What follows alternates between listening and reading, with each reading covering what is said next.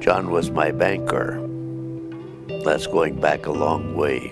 And I gotta tell you, he's the best banker I ever encountered. He was always a straightforward, 100% integrity, outgoing, meticulous individual.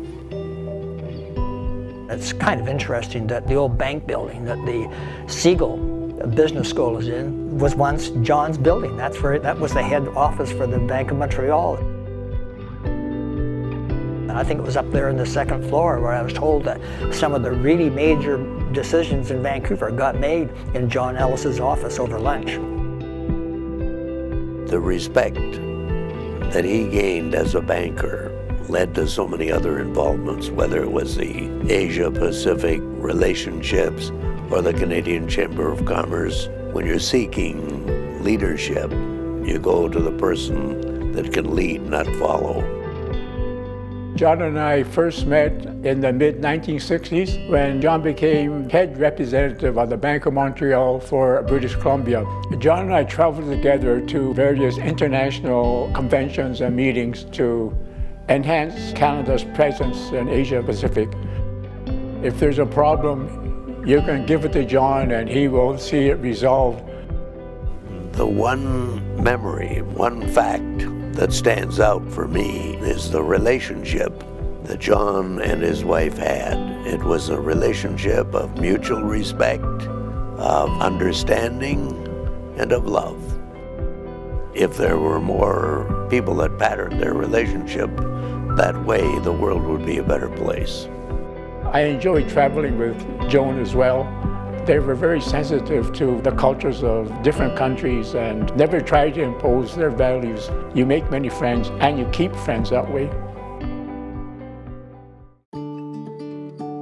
In 1965, when the university was first established, there was no Senate, and there were no community members to be part of convocation. Therefore, the government of the day established some convocation senators.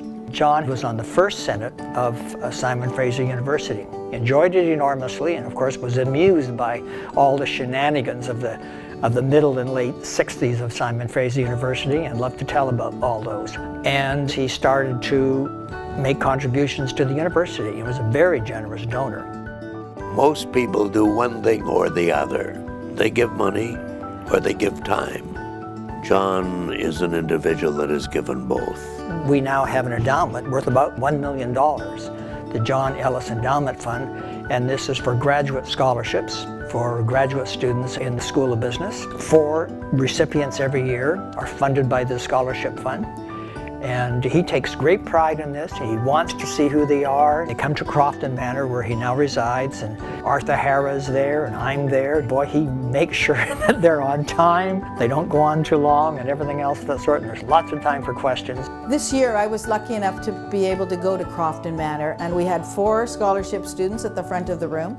Each one was asked to give a presentation. Then the Crofton Manor folks asked them questions, and John and his friends asked questions. So the MBA students had to earn their lunch. John asked me and Jack Blaney to question these MBA students and put them on the hot seat, which I did.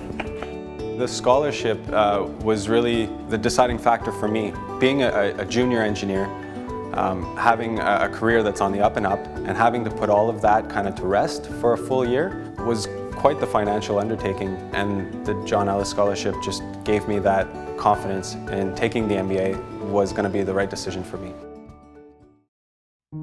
Whenever something comes up that might be the right thing to do, and other people are kind of raising questions, well, it might be a little bit too difficult, too much work, John would always say, why not?